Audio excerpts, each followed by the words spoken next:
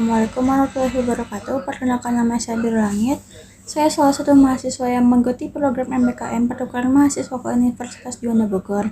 Di sini saya akan mereview sedikit materi yang sudah disampaikan oleh Ibu Ika Darmika SHMH pada pertemuan pertama dan juga pertemuan kedua. Pada pertemuan pertama, kami hanya melakukan perkenalan antara mahasiswa dengan dosen. Perkenalan kami kepada mahasiswa Unida yang lain, juga perkenalan kami kepada Ibu Ika selaku dosen pengampu dalam mata kuliah hukum pidana di Unida. Selain perkenalan, Ibu Ika juga menjelaskan mengenai kontrak belajar. Salah satu kontrak belajarnya ialah membuat PowerPoint atau PPT dari modul yang sudah Ibu Ika berikan sebelumnya. Lalu dikumpulkan sebelum hari H matkul akan berlangsung. Lalu pada hari H-nya, mahasiswa akan diberikan kesempatan untuk mempresentasikan hasil PPT-nya, tetapi dipilih oleh Ibu Ika secara acak. Lalu pada pertemuan kedua, hanya ada 2 orang yang diberikan kesempatan untuk mempresentasikan hasil tugasnya lewat Zoom meeting. Materi yang dibahas ialah mengenai pengertian dan sifat hukum pidana, pembagian hukum pidana, dan dasar berlakunya KUHP di Indonesia.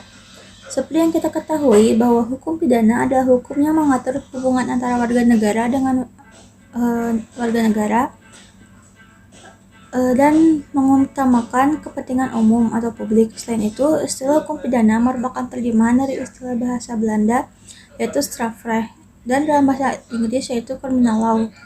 Hukum pidana dibagi menjadi 2, yaitu arti objektif dan juga subjektif.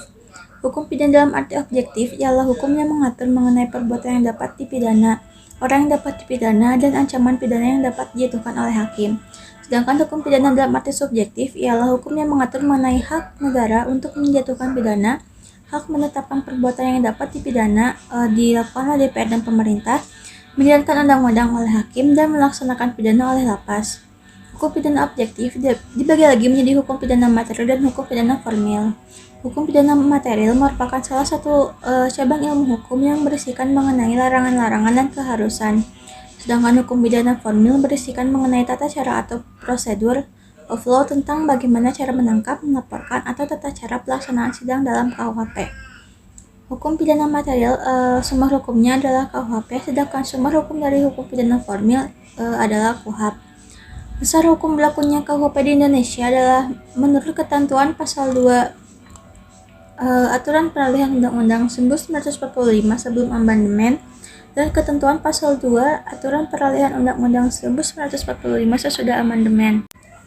Mungkin cukup sekian yang dapat saya sampaikan, kurang lebihnya mohon dimaafkan. Billahi taufiq wal hidayah. Wassalamualaikum warahmatullahi wabarakatuh.